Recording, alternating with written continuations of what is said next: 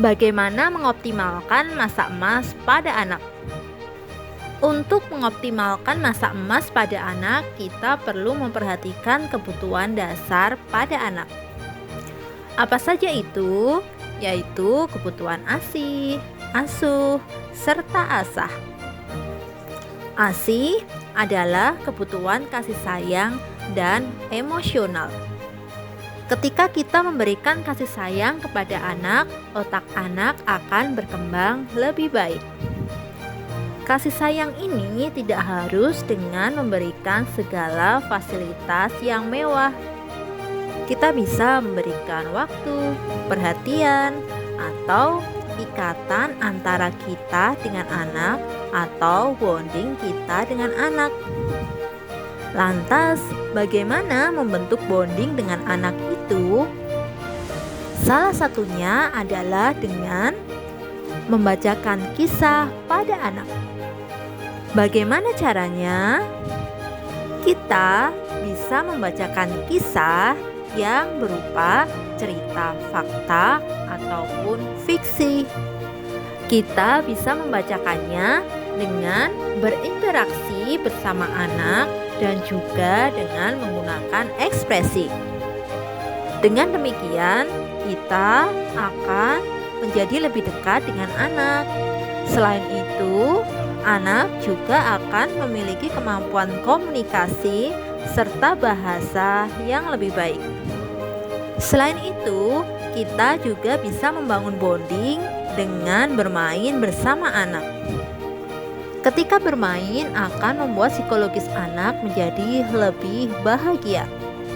Tidak hanya itu saja, pada suasana tersebut kita pun juga bisa menanamkan nilai-nilai pada anak.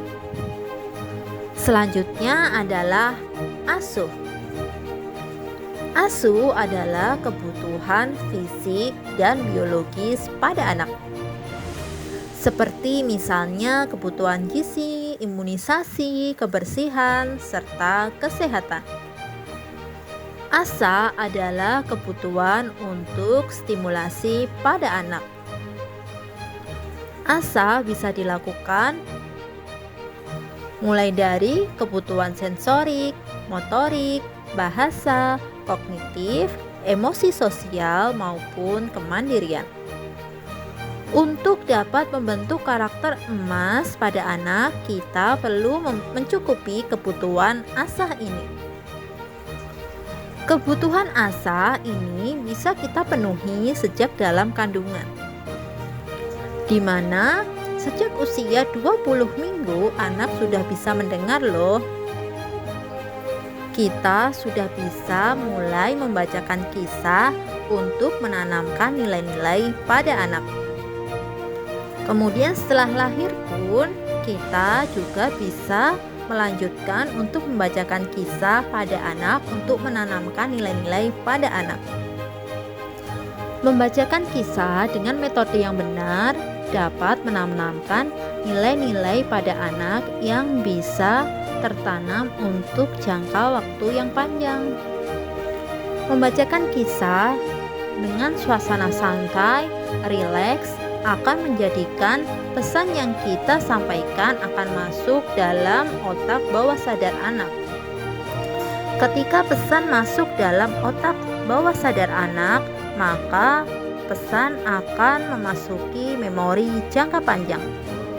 Dengan begitu, pesan akan diingat dalam waktu yang lebih panjang.